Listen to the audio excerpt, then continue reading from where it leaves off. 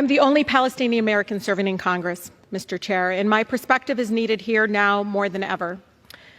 I will not be silenced, and I will not let you distort my words. Folks forget I'm from the city of Detroit, the most beautiful, blackest city in the country, where I learned to speak truth to power even if my voice shakes. Trying to bully or censor me won't work, because this movement for a ceasefire is much bigger than one person. It's growing every single day.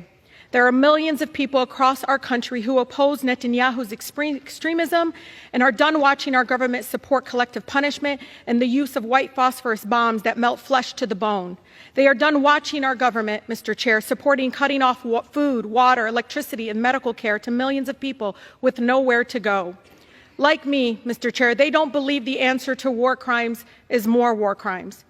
The refusal of Congress and the administration to acknowledge Palestinian lives is chipping away at my soul. Over 10,000 Palestinians have been killed. Majority were children. But let me be clear. My criticism has always been of the Israeli government and Netanyahu's actions. It is important to separate people and governments, Mr. Chair. No government is beyond criticism. The idea that criticizing the government of Israel is anti-Semitic sets a very dangerous precedent, and it's being used to silence diverse voices speaking up for human rights across our nation. Do you realize what it's like, Mr. Chair, for the people outside the chamber right now, listening in agony to their own government dehumanizing them? To hear the President of the United States we helped elect dispute death tolls as we see video after video of dead children and parents under rubble? Mr. Chair, do you know what it's like to fear rising hate crimes, to know how Islamophobia and anti-Semitism makes us all less safe, and worry that your own child might suffer the horrors that 6-year-old Wadia did in Illinois? I can't believe I have to say this, but Palestinian people are not disposable.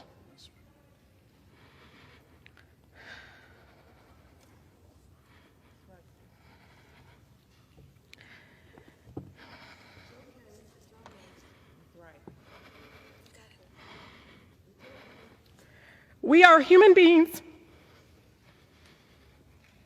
just like anyone else.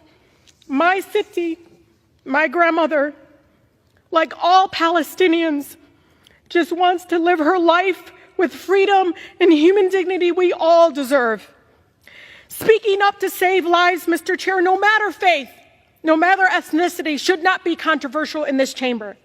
The cries of the Palestinian and Israeli children sound no different to me. Why? What I don't understand is why the cries of Palestinians sound different to you all. We cannot lose our shared humanity, Mr. Chair. I hear the voices of advocates in Israel, in Palestine, across America, and around the world for peace.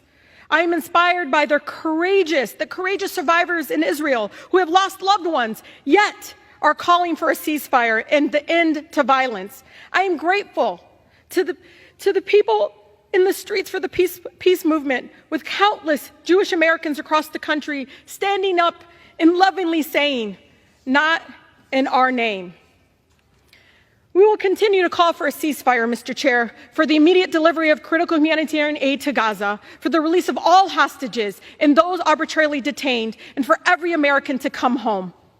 We will continue to work for a real lasting peace that upholds human rights and dignity of all people, and centers in peaceful coexistence between Israelis and Palestinians, and censures no one, and ensures that no person, no child has to suffer or live in fear of violence.